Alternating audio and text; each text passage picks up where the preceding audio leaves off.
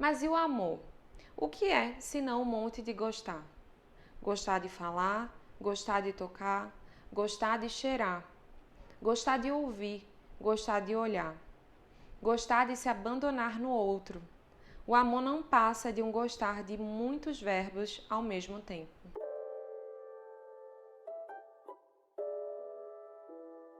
Oi, gente, eu sou Letícia Lira, psicóloga clínica, e no vídeo de hoje eu trouxe para vocês um livro que me surpreendeu muito e que me cativou bastante na época que eu li, que foi há pouco tempo, que é o Tudo é Rio, esse aqui.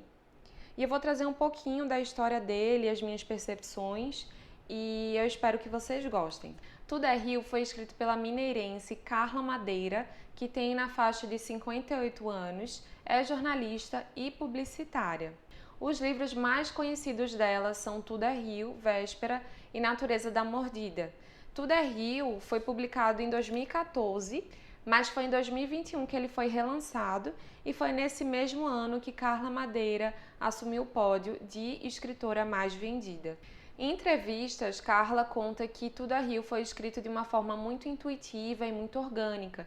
E eu achei interessante que ela disse que quando ela construiu os personagens, na verdade, ela não chegou a fazer nenhum esboço prévio, ela fazia simplesmente ia escrevendo, né, o que os personagens faziam e a forma como eles agiam, e a partir de então ela ia também tendo noção de como eles agiriam nas próximas situações no futuro. Então ela foi construindo cada personagem a partir das suas próprias atitudes diante de cada situação. A forma e a ordem como ela escreveu o livro também foi mantida. Então achei interessante que ela conseguiu manter a ordem que ela escreveu o livro e ela também foi construindo os personagens de uma forma extremamente orgânica. Tudo é Rio se passa em uma cidade, em um recorte temporal desconhecido, então a gente não sabe exatamente onde é ou que época que a gente está falando. A gente percebe que não é uma época muito próxima a nós, né? Não é uma época, por exemplo, século XXI, porque a gente percebe que não tem nenhum objeto que indique uma questão digital ou tecnológica. Então, parece ser uma era mais antiga, mais passada, em que não existia muito contato com os aparelhos digitais. E aí, o que eu achei muito interessante do livro é que essa falta de marco geográfico e temporal faz com que o livro seja universalizado e muitas pessoas se identifiquem cada um da sua forma. Por exemplo, a cidadezinha que é retratada no livro, com a centralização da igreja, da praça, me lembra muito as cidades do interior nordestino, que são cidades que eu frequentava quando era pequena. Então, já ouvi pessoas dizendo que lembra muito o interior de Minas Gerais, que é justamente de onde a escritora é. Então, isso vai diferir de cada pessoa para cada pessoa, mas de alguma forma se universaliza nessa falta de contextualização. A narrativa conta a história do apaixonamento do casal Dalva e Venâncio e a partir desse apaixonamento, da trajetória deles dois, ocorre algo que realmente é disruptivo, que corta o laço entre os dois, que eu vou falar mais pra frente, mas que abre margens para que uma terceira pessoa se finque nesse relacionamento e que crie uma espécie de triângulo amoroso entre Dalva, Venâncio e Lucy, que é essa terceira pessoa. O livro discorre primeiramente sobre a história de Lucy, que é uma prostituta da cidade, na verdade a prostituta mais conhecida, mais desejada do prostíbulo da casa da Manu. E o livro vai contando a história de vida dela, em que ela foi criada pelos pais quando era pequena, na infância, de uma forma muito amorosa, muito dedicada, muito cuidadosa. Mas ela perde os pais quando muito pequena e a partir daí ela passa a ser criada pela sua tia Duca e pelo marido dela e junto com as filhas dessa tia Duca. Ela vai ter uma criação mais rígida junto com essa tia. A tia dela é uma mulher mais rigorosa, mais extremamente religiosa, que segue copiosamente os dogmas religiosos. E Lucy, ela vai percebendo na sua criação que ela se sentia meio rejeitada, como se a sua tia Duca só desse migalhas para ela e sempre priorizasse as filhas biológicas. Então ela vai guardando essa mágoa, alimentando uma revolta dessa percepção que ela tinha dessa tia. Até que um dia, na adolescência, ela começa a se dar conta da capacidade, do poder que ela tem do seu corpo, da sua sedução, e ela passa a mirabolar um plano para conseguir sair da casa dessa tia, né? Como forma de vingança, ela planeja sair de casa e morar no prostíbulo, né? Atuar como prostituta. A Lucy é uma personagem que suscita muitas discussões, como o tabu relacionado à proibição do prazer feminino. Ela traz uma sensação de ser uma personagem muito forte, que impacta, que se porta de uma forma, que pensa, que fala de uma forma que realmente vem para impactar. E ela termina se portando no decorrer da vida dela de um modo que também fizesse com que ela fugisse dessa angústia que ela sentia, desse vazio na criação dela com a tia e também desse vazio que foi deixado pelos pais no momento que ela os perde. Depois a gente mergulha na história do casal Dalva e Venâncio e a gente também concomitantemente consegue descobrir um pouco mais da história da mãe de Dalva, que é a Aurora, que foi uma personagem que conquistou muitas pessoas, porque ela passa uma sensação de ser aquele tipo de mulher que todo mundo já se relacionou na vida ou que tem na família uma mãe, uma avó, que são mulheres fortes, que têm um conhecimento da vida, né, uma sabedoria da vida e que ao mesmo tempo são mulheres sensíveis, que cuidam, que traz uma questão muito forte do carinho e da sensibilidade, né? Apesar delas serem mulheres de pulsos firmes e que se impõem quando é preciso. Então, provavelmente você já se deparou com alguém assim na sua família, como uma avó, uma mãe, uma tia. E se vocês não têm alguém assim na família, provavelmente vocês devem ter se deparado com alguém em outro ciclo familiar ou mãe, vó de amigos. Então, a Aurora foi uma personagem que realmente conquistou muitos e que a própria Carla Madeira disse que se inspirou na mãe dela para dar luz a essa personagem, o que achei também bem curioso. Então, voltando a Dalva e Venâncio, esse casal, na verdade, eles se conheceram quando eram pequenininhos, eles moravam praticamente na mesma rua, então eles têm uma história, têm uma recordação ali, mas depois eles seguem caminhos diferentes, cada um vai viver sua vida, e aí eles se desencontram.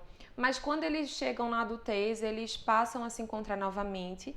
Venâncio volta para a cidade onde Dalva mora e quando ela vê Venâncio, ela reconhece ele e aí passa a existir aquele clima assim de paquera, né? De um flertar com o outro, dela passar mais vezes na frente da casa dele, porque a Aurora, a mãe dela, era uma cozinheira de mãos cheias e sempre pedia para ela entregar empadas, encomendas, né, de outras pessoas, e Dalva sempre levava essas empadas, Dalva aos irmãos dela. E aí no caminho ela se cruzava com Venâncio e eles ficavam sempre nesses olhares, né, nenhum falavam com o outro, até o dia que eles se falam e eles conseguem construir uma relação ali, o romance decola. E aí nesse meio tempo, o pai de Dalva também, ele é contra o relacionamento porque Venâncio vem de uma família conflituosa, ele tem essa mágoa que ele guarda do pai por não senti-lo presente em nenhum momento, por ele ter uma atitude mais agressiva com a mãe, por ter sido brusco. E Venâncio guarda essa mágoa no decorrer da vida e ele é um rapaz mais fechado, mais obscuro, e o pai de Dalva não gosta disso, né? Ele sente que ele não quer ver a filha com esse tipo de rapaz. Mas Dalva persiste e a Aurora tem seu papel nisso, né, da filha fazer as suas próprias escolhas. E então eles têm um relacionamento deles e até eles se casarem, concretizarem esse enamoramento. A impressão que me dava enquanto eu lia, e depois eu li alguns comentários sobre isso, concordando com essa impressão, é que o relacionamento dos dois era pautado numa idealização, num amor romântico, no mundo cor-de-rosa, em que só os dois bastavam um para o outro. Então eles viviam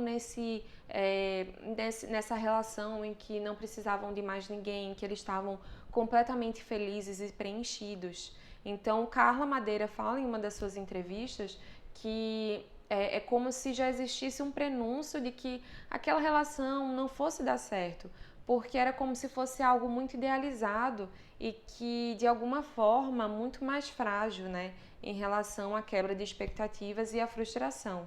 No decorrer do relacionamento de Dalva e Venâncio, durante o namoro, por exemplo, a gente também já pode perceber alguns aspectos que remetem a um ciúme excessivo da parte de Venâncio e a uma distorção da percepção dele que terminava gerando conflitos sérios e graves durante o namoro. Então, Venâncio ele tem atitudes que terminam machucando outras pessoas, que termina também trazendo conflitos que não necessariamente são reais, que tinham uma causa real para os dois. Então, desde o namoro a gente já percebia relapsos que mostravam o quanto Venâncio tinha um ciúmes que era a ponto de ser adoecedor. E isso fica mais explícito após o casamento de Dalva e Venâncio. Dalva engravida e no momento em que Dalva tem um bebê e ela começa a amamentar, e é uma cena muito forte do livro, né, para quem estou avisando, né, para quem for mais sensível em relação a isso, é uma cena mais forte, é uma cena mais crua, em que Dalva ela tá amamentando e Venâncio vê aquilo, ele entra numa espiral de ciúme e ele não consegue se controlar e ele tem uma atitude extremamente agressiva e impulsiva de agredir Dalva e jogar o bebê. Então, nesse momento, essa situação se torna um marco para que os dois nunca mais voltem a ter contato, né, durante 7 anos mais ou menos, e que eles cortem completamente os laços que eles tinham, né? Dalva passa a não falar mais com Venâncio e Venâncio vive num looping de culpabilização para o resto da história que a gente vai ler. Dalva corta literalmente todos os laços possíveis com Venâncio, mas eles continuam morando no mesmo lugar, na mesma casa, e ela escolhe não sair de casa. Então os dois vivem nesse looping, né, dela continuar no mesmo lugar, sem falar com ele, ignorando, vivendo numa espécie de apatia, de solidão, de tristeza, de não ter voltado a viver com a mãe, por exemplo, ou pedir qualquer tipo de ajuda. E o Venâncio, ele continua lá também, mas ele continua numa culpabilização extrema, né, num sofrimento extremo, e também nesse clima, nessa atmosfera de apatia e de desesperança da vida. Então, a partir daí, ele começa a frequentar a casa da Manu, em que ele encontra a Lucy. E a Lucy entra num movimento obsessivo de tentar conquistar Venâncio. E aí eu já trouxe bastante spoilers, vamos dizer assim, né, coisas que aconteceram durante o livro, mas eu acredito que nenhum deles vai estragar a experiência. Eu acho que a experiência mesmo é a forma como o livro é construído, como é escrito, as palavras que são usadas. É um livro que eu achei bem forte, é um livro cru, mas um livro que me prendeu do começo ao fim. E eu gosto muito desse estilo de narrativa, uma coisa mais literal, mais visceral. E que retrata assuntos como a questão do prazer feminino, a questão do luto, a questão dos relacionamentos amorosos, da maternidade, fala sobre relacionamentos abusivos, sobre dinâmicas familiares, então ele consegue tocar em diversos aspectos que também fazem parte, querendo ou não, do nosso cotidiano ou de pessoas próximas ao nosso redor. Então, Tudo a Rio não é necessariamente um livro que busca dizer o que é certo, o que é errado. Eu acho que é muito mais sobre ele mergulhar na complexidade humana, né, sobre as nossas sombras, as nossas luzes e conseguir trazer para a gente uma experiência viva sobre o que são os relacionamentos humanos. Eu super indico para pessoas que curtem esse tipo de narrativa, para narrativas mais viscerais, mais cruas e realistas mesmo. Se você gostou desse vídeo, não deixa de se inscrever, de curtir, de ativar as notificações, porque todas as terças-feiras, às 8 horas da manhã, eu coloco um vídeo novo aqui para vocês. E eu pretendo trazer mais vídeos sobre livros, sobre séries, filmes e sobre psicologia também. Até o próximo vídeo.